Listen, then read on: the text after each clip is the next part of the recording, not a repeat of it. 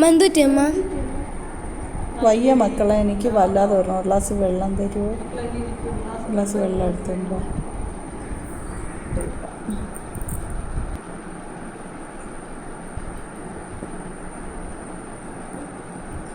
ഇതാ അമ്മ വെള്ളം.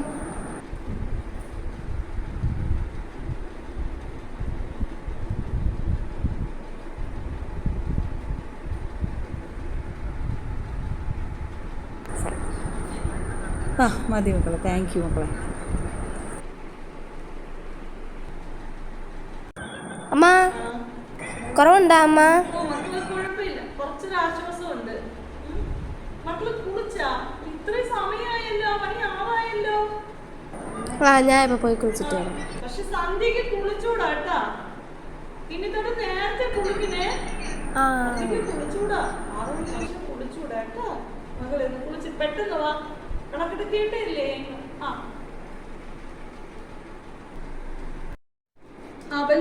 അവല് ഉണ്ടാക്കി വെച്ചെങ്ങനെയാണ് ചില അവലില് ശർക്കരയും തേങ്ങയും കൂടെ ഇട്ടേ, കുറച്ച് ഏലക്കായുടെ പൊടിയും പിന്നെ ഇതൊക്കെ കൂടെ ഇട്ടിങ്ങനെ വിരവി എടുത്ത് കഴിച്ചു കഴിഞ്ഞു. നല്ല ടേസ്റ്റാണ്. 4 മണിക്ക് ചായക്ക് ഇപ്പോൾ വൈകിട്ട് പിള്ളേർ ഒരു 7 മണിയാകുമ്പോൾ കഴിക്കും. അതൊന്നും ഉണ്ടാക്കി മോള് കുളിച്ചാ?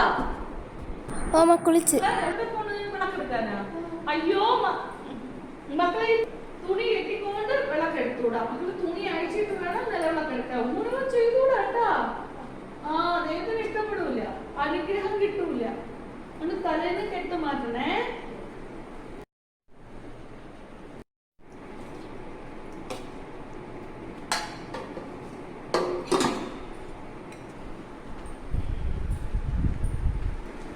അയ്യോ സന്ധ്യയല്ലേ, ഇപ്പൊ വേണ്ടായിരുന്നു. 7 മണി കഴിഞ്ഞെന്ന് പറഞ്ഞില്ലേ ഞാൻ.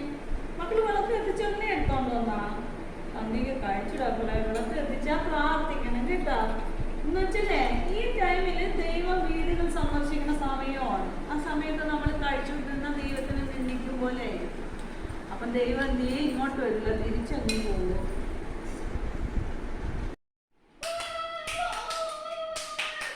അയ്യോ സന്ധ്യക്ക് കൈയടിക്കല്ലേ കേട്ടാ.